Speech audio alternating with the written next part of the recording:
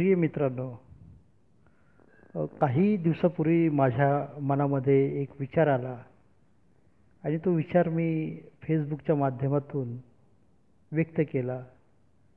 विचार साधाच होता की आपण अनेक वर्ष म्हणजे जवळजवळ 25 वर्ष समाजकार्य करीत आहोत.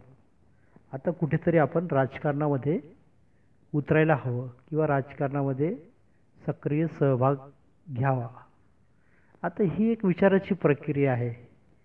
हे सारे विचार माझ्या मनामध्ये आले आणि मी ते पोस्ट केल्यानंतर मला आपल्या प्रिय मित्रांच्या अनेक चांगल्या कमेंट्स आल्या, ज्या कमेंट्सने मला निश्चितच प्रेरणा दिली असं मी म्हणू शकेल. त्यातल्या काही कमेंट्स अशाही होत्या की तुम्ही समाजकार्य करताय आणि मग राजकारण म्हणजे समाजकार्य नाही का? राजकारणाचा हेतू समाजकार्य नाही का? किंवा तुम्ही कुठला पक्ष निवडणार, कुठल्या पक्षासोबत काम करणार, असे अनेक प्रश्न ही विचारले गेले. मला वाटतं की हे सगळे प्रश्न योग्य आणि महत्त्वाचे आहेतच. सगळ्यात अगोदर मला वाटतं की आपण काही गोष्टी समजून घ्यायला हव्यात. एक पहिली गोष्ट म्हणजे समाजकार्य आणि राजकारण हे जरी वेगवेगळे असेल तरी अंतिम या सगळ्यांचा हेतू एकच असतो की मानवी जीवन सुरळीत चालावं, समृद्ध व्हावं आणि विकसित व्हावं. या हेतूसाठी या दोन्ही गोष्टी आपण करीत असतो. पण त्यातल्या त्यात एक महत्त्वाची गोष्ट अशी आहे की समाजकार्याचं जे सरळ उद्दिष्ट असतं हे लोकांना सेवा देणं, लोकांमध्ये जागृती निर्माण करणं, लोकांना विकसित करणं, लोकांना कौशल्य देणं, जेणेकरून ते स्वतःचा विकास करू शकतील. अशा प्रकारे समाजकार्याच्या ह्या गोष्टी असतात. राजकारण मात्र हे सरळ सत्ता प्राप्तीसाठी असतं. एकदा का सत्ता आपल्या हातात आली की सत्तेचा उपयोग करून आपण काही चांगल्या गोष्टी, काही धोरणात्मक गोष्टी आपण करू शकतो. हा एक साधा भाव राजकारणामध्ये असायला हवा किंवा काही ठिकाणी असतो. पण दुर्दैवाने आता अलीकडच्या काळामध्ये राजकारणातला हा शुद्ध भाव नाहीसा होऊन राजकारण म्हणजे समाज विकासासाठी नाही तर फक्त व्यक्ती विकास म्हणजे आणि तोही आपल्यापुरता, आपल्या कुटुंबापुरता विकास करण्याचं एक माध्यम झाल्याचं आपल्याला दिसतं. आणि राजकारणामध्ये तीच लोक असतात की ज्यांची आर्थिक परिस्थिती चांगली आहे. मग असं असताना आपण म्हणतो की एक समतेचं जे मूल्य आहे, जे संविधानाने आपल्याला दिलेलं आहे, तर सामाजिक समता आपल्याला अजून म्हणावं तशी मिळाली नाही आहे. राजकीय समता आपल्याला प्राप्त झाली. आपल्याला गरिबाला एक वोटचा अधिकार असतो, श्रीमंताला एकच मतदानाचा अधिकार असतो. मात्र श्रीमंत निवडणुकीला उभा राहू शकतो, गरीब इच्छा असूनही निवडणुकीला उभा राहू शकत नाही, कारण गरिबाकडे ते साधनं नसतात. तर अशा या सगळ्या विषमतेच्या वातावरणामध्ये मला वाटतं की कुठेतरी एक निवडणुकीचं राजकारण हे तळागाळापर्यंत गेलं पाहिजे. तळागाळातली लोक उभी राहिली पाहिजेत. लोकांनी त्यांना स्वीकारलं पाहिजे आणि त्यांना जर स्वीकारायचं असेल तर लोकांमध्ये चांगला वाईट, लोकांची जी सद्विवेक बुद्धी आहे, लोकांचं जे विजडम आहे ते जागृत होणंही गरजेचं आहे. त्यासाठी मला वाटतं की एक मोठी कॅम्पेन किंवा एक मोठी जागृती अभियान निर्माण करण्याची गरज आहे. तर ह्या सगळ्या गोष्टी आहेत.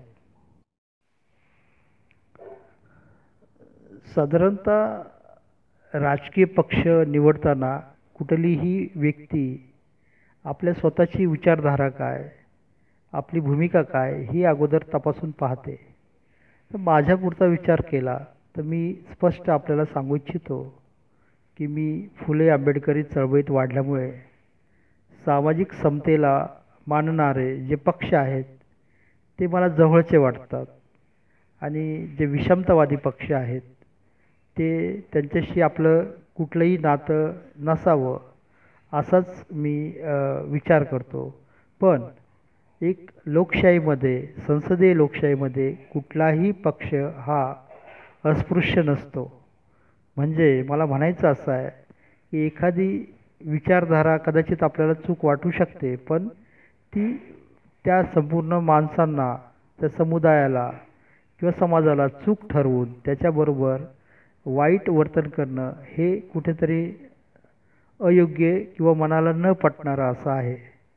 त्यामुळे लोकशाहीमध्ये वादविवाद झाले पाहिजे, चर्चा झाल्या पाहिजेत, वादातून संवाद घडला पाहिजे. अशा प्रकारची एक व्यवस्था निर्माण झाली पाहिजे. दुर्दैवाने अलीकडे जर पाहिलं तर द्वेषाचं राजकारण हे मोठ्या प्रमाणामध्ये होताना दिसतं.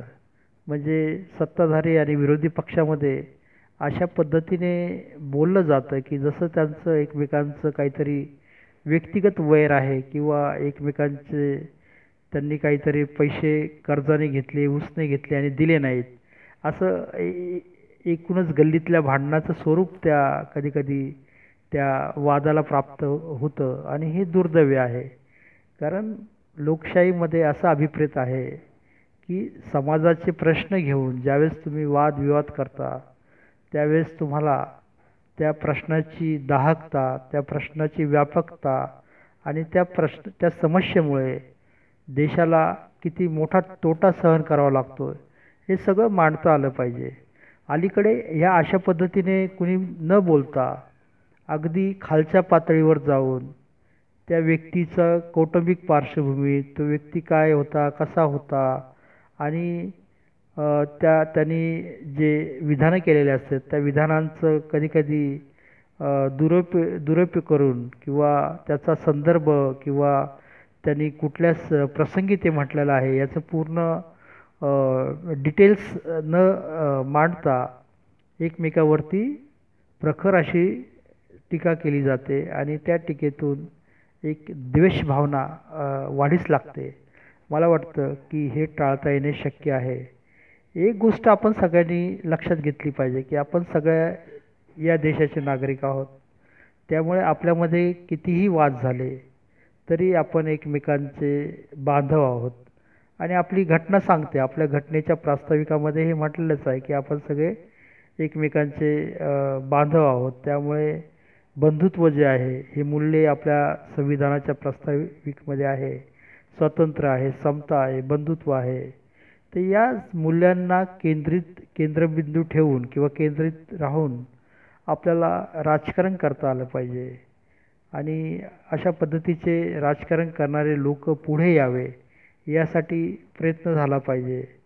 होतं काय की आपण म्हणतो की राजकारण हे घाणेरडं आहे, राजकारण हे चुकीचं आहे आणि त्यामुळे राजकारणामध्ये चांगले लोक येत नाहीत. आता ही गोष्ट खरी आहे की राजकारण करणं किंवा राजकारण करणारा आता जो एक मोठा वर्ग आहे तो संवेदनशीलता त्यांची म्हणावी तशी दिसत नाही. परिणामी त्यांना चांगल्या लोकांना राजकारणामध्ये त्रास होतो. पण मला वाटतं की कुठेतरी हे सगळं चित्र बदलण्यासाठी जे स्वतःला चांगलं समजतात किंवा जे चांगलं म्हणतात त्यांनी निश्चितपणे राजकारणामध्ये आलं पाहिजे. आणि आपण जे म्हणतो की एक स्वच्छता अभियान जे आहे, एक स्वच्छता अभियान झालं पाहिजे आणि चांगल्या लोकांना संधी मिळाली पाहिजे. तर राजकारणामध्ये सध्याही अस्तित्वात असलेले सगळेच लोक वाईट आहेत असं म्हणणं ते खूपच चुकीचं ठरू शकेल. कारण आताही खूप चांगले लोक राजकारणामध्ये आहेत आणि ते लोक तुम्हाला चांगल्या लोकांनी पुढे यावं यासाठी ते आग्रही पण असतात. पण राजकारणामध्ये तुम्हाला एक संयम किंवा एक त्रास सहन करण्याची क्षमता, आरोप सहन करण्याची क्षमता किंवा जबाबदारी घेऊन पुढे काम करण्याची क्षमता ही प्राप्त करावी लागेल. त्याशिवाय तुम्ही चांगल्या पद्धतीने राजकारण करू शकत नाही. तर मला राजकारणामध्ये यावंसं वाटतं. याचं कारण असं आहे की मी साधारणतः 90च्या दशकामध्ये समाजकार्याला मी सुरुवात केली. विविध साक्षरता, रेशनिंग अशा विविध दलित चळवळ अशा वेगवेगळ्या चळवळीमध्ये मी सक्रिय सहभागी होतो. आणि त्यानंतर त्याच दरम्यान 97च्या साधारणतः 94-95च्या कालखंडामध्ये मी रिपब्लिकन पार्टी ऑफ इंडियासोबतही काही वर्ष काम केलं. 97ला मी एक महानगरपालिकेची निवडणुकी लढवली.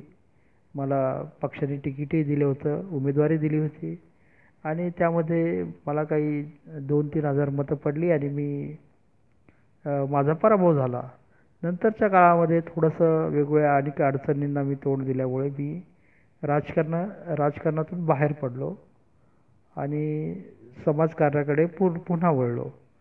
पण समाजकार्याकडे जरी वळलो असेल तरी या संपूर्ण चाललेल्या घडामोडीकडे माझं डोळसपणे लक्ष असायचं. राजकीय लोकांशी संपर्कही असायचा. पण अलीकडच्या काळामध्ये मला असं वाटायला लागलं की आता ही एक वेळ आहे की ज्यावेळेस आपण थोडंसं याबद्दल विचार केला पाहिजे. आणि राजकारणात पडणं म्हणजे फक्त निवडणुकाच लढवल्या पाहिजे असं मी मानत नाही. राजकारणामध्ये पडणं म्हणजे जी योग्य अशी भूमिका आपल्याला वाटते त्या भूमिकेचं आपण स्वागत करून ती भूमिका जास्तीत जास्त लोकांपर्यंत जाण्यासाठी आपण प्रयत्न करायला पाहिजे. आपण ज्या राजकीय विचाराशी किंवा ज्या पक्षाशी आपण बांधिलकी मानतो त्या विचाराला आपण जास्तीत जास्त लोकांपर्यंत पोहोचवण्यासाठी आपण प्रयत्न केला पाहिजे. आणि अशा सगळ्या गोष्टी करता करता सत्ताधारी आपण सत्ताधारी पक्षामध्ये जर आपण काम करायला लागलो तर आणखी संसाधने जे आहेत ते आपल्याला चांगल्या प्रकारे मिळण्याची शक्यता असते. त्यातून चांगलं समाजकार्य होऊ शकतं. लोकांचं कल्याण आणि लोकांचा विकास करण्याच्या दृष्टीने काम करता येतं किंवा काही चांगली धोरणं उदाहरणार्थ असंघटित क्षेत्रामध्ये ही मी गेली अनेक वर्षापासून मी काम करीत आहे.